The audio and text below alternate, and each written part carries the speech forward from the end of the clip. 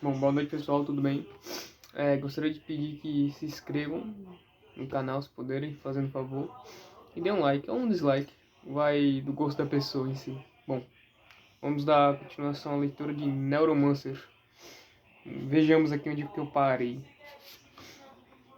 Parei no episódio, no capítulo 26. Bom, então vamos dar procedimento.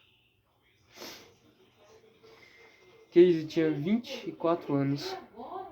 Aos 22, era um cowboy. Cowboy fora da lei. Igual ao Seixas. Quem pegou essa referência aí? Se tiver alguém. Um dos melhores no Spawn. Ele havia sido treinado pelos melhores. McCoy, Paulin e Bobbin Queen.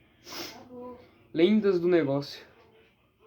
Na época, operava num barato quase permanente de adrenalina. Subproduto da juventude e da proficiência.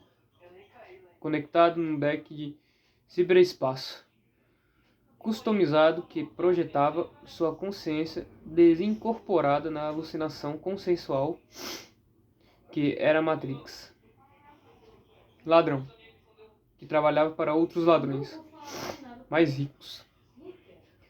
Empregadores que forneciam o software exótico necessário para penetrar as muralhas brilhantes desses sistemas corporativos, abrindo janelas para fartos campos de dados.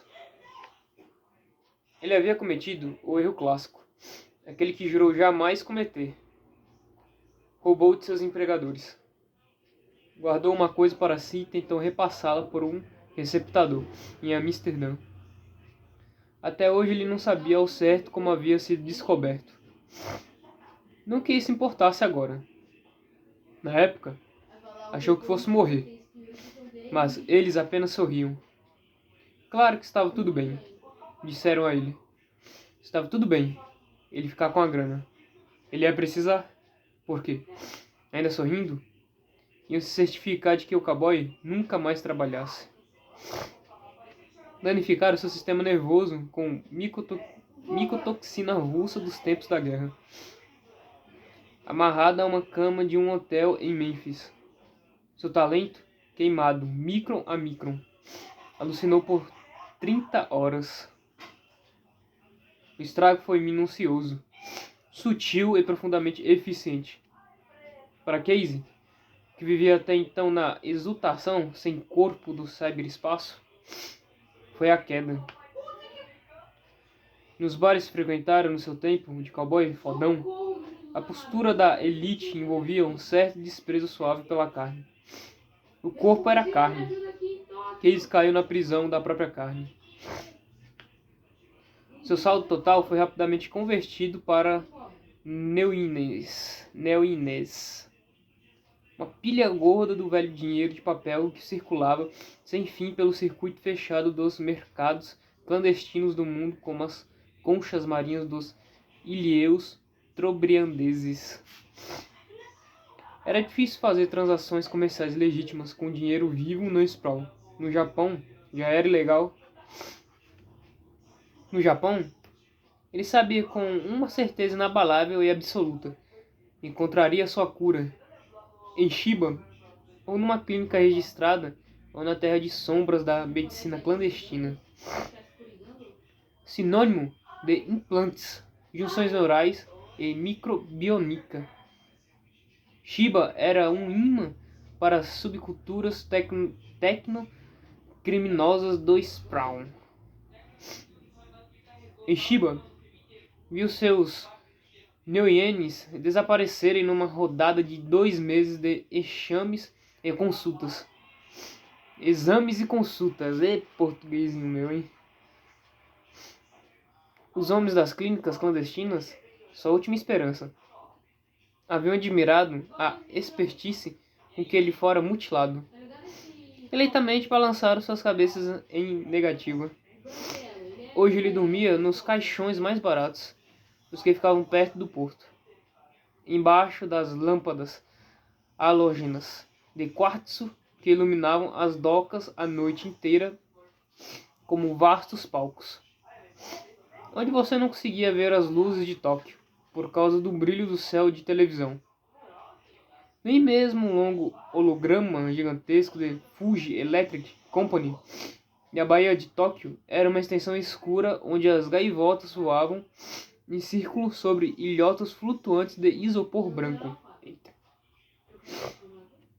Atrás do porto havia a cidade. Cúpulas de fábricas dominadas pelos cubos imensos das arcologias corporativas. Porto e cidade eram divididos por uma fronteira estreita de ruas mais antigas, uma área sem nome oficial. Night City, Nisei, seu coração? De dia, os bares da Nisei estavam fechados e não tinham traços distintivos. Os neons mortos, os hologramas inertes, esperando sob o céu de prata envenenado. Eita, é como se fosse a cidade, ó, de São Paulo. Não qualquer metrópole aí gigantesca. Mas claro que aqui é um pouco mais imaginário. Na realidade pode ser também um pouco assim igual, mas ninguém nunca sabe o que acontece.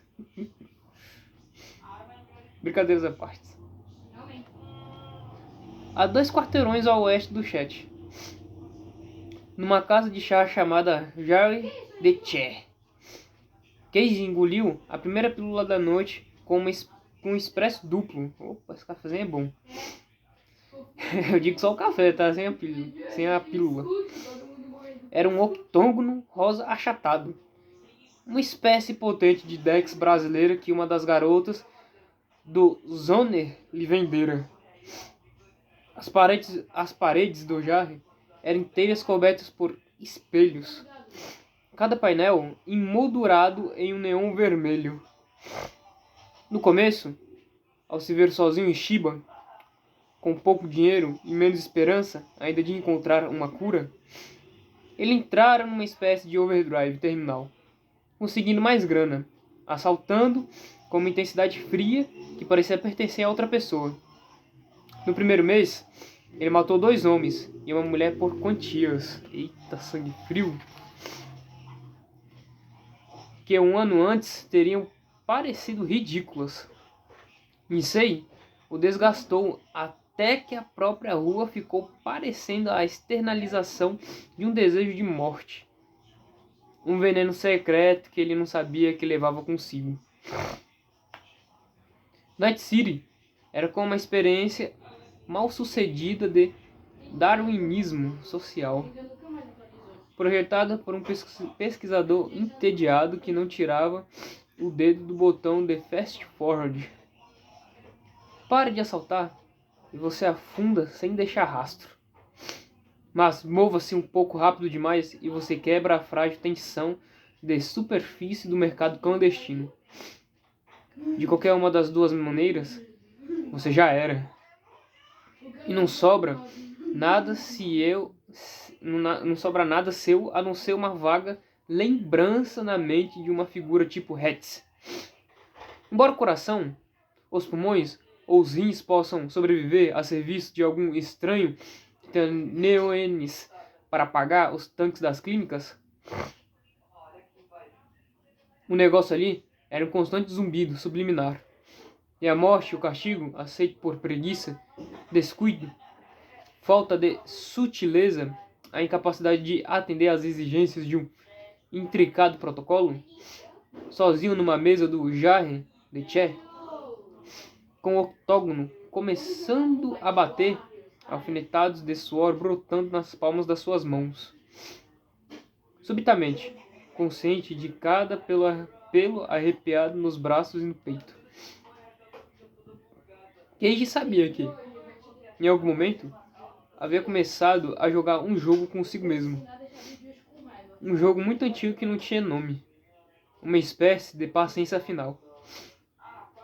Ele não usava mais armas, não tomava mais as precauções básicas, fazia os negócios mais rápidos e arriscados da rua. E tinha a reputação de ser capaz de conseguir o que você quisesse. Eita, prego. E se eu pedisse alguma coisa, acho que é isso aí. Uma parte dele sabia que o arco de sua autodestruição estava ululantemente óbvio para seus clientes, que riam rareando, mas essa mesma parte se comprazia no conhecimento de que era apenas uma questão de tempo. E essa era sua parte, que encarava a expectativa da morte com desprezo, que mais odiava pensar em Linda Lee. Ele a conhecera numa noite de chuva num fliperama, sob fantasmas brilhantes queimando através de uma névoa azul de fumaça de cigarros. Hologramas do Rides Castle, do Tank War Europa. Ali do horizonte de Nova York, e agora ele se lembrava dela assim. Seu rosto banhado na incansável luz dos lasers. As feições reduzidas em um código. Suas bochechas banhadas em um fogo escarlate, ao mesmo tempo que o Wizard's Castle queimava. A testa encharcada de azul quando Munique caiu na Tank War. Boca tocada com ouro quente, enquanto o cursor deslizante tirava fagulhas da parede do desfiladeiro de um arranha-céu. Ele estava com uma tremenda parada naquela noite, levando um tijolo de cetamina de Eig para Yokohama, o dinheiro já no bolso. Saíra na chuva quente que batia no asfalto de Nisei e soltava vapor, e de algum modo ela se destacara para ele. Seu rosto, entre as dezenas que estavam na cara para os consoles, perdidos no game que jogavam. A expressão no rosto dela, naquele momento, era a mesma que ele vira, horas mais tarde, em seu rosto adormecido num caixão na região do porto. O lábio superior igual àquela linha que as crianças desenham para representar um pássaro em movimento. Atravessando o fliperama para ficar do lado dela, viajando no barato do acordo que havia feito. Ele a viu levantar a cabeça. Olhos cinzentos, circundados por borrões de tinta preta. Olhos de um animal hipnotizado pelos faróis de um veículo se aproximando. A noite que passaram juntos prosseguiu pela manhã, com passagens no Overporto. E a primeira viagem que Casey fez pela baía, a chuva continuava, caindo ao longo de Yarazuko, criando pérolas na jaqueta de plástico dela. As crianças de Tóquio, marchando pelas famosas boutiques, usando chinelinhos brancos e capas de enrolar, até ela ficar com ele no barulho de um salão de pachinko à meia-noite, e pegaram na mão dele como se fosse uma criança. Levou um mês para que a gestalt de drogas e tensão pela qual ele se movia transformasse aqueles olhos perpetuamente assustados em poços de necessidade reflexiva. Ele vira a personalidade dela se fragmentar, desfazendo-se como um iceberg, placas deslizando para longe, e finalmente testemunhou a necessidade crua, a armadura faminta do vício. Ele a vira pular para a próxima trilha com uma concentração que o fez lembrar dos louva-deuses que vendiam em barracas ao longo de Shiga, ao lado de tanques de carpas azuis mutantes e grilos em gaiolas de bambu. Ele ficou olhando o anel preto de borra em sua xícara vazia. Ela vibrava com o speed que ele havia tomado. O laminado marrom do tampo da mesa tinha uma patina fosca de pequenos arranhões, com a Dex subindo pela sua espinha. Ele viu os incontáveis impactos randômicos necessários para criar uma superfície daquelas. A decoração do jarre era de um estilo datado e sem nome do século anterior. Uma mistura difícil de tradição japonesa e plásticos brancos de Milão. Mas tudo parecia estar coberto por uma película sutil, como se crises nervosas de 1 milhão de clientes de algum modo tivessem atacado os espelhos e os plásticos outrora brilhosos, deixando cada superfície enevoada com alguma coisa que nunca poderia ser apagada. Bom, e é isso, pessoal. Muito obrigado a quem estiver assistindo e até a próxima. Fiquem com Deus.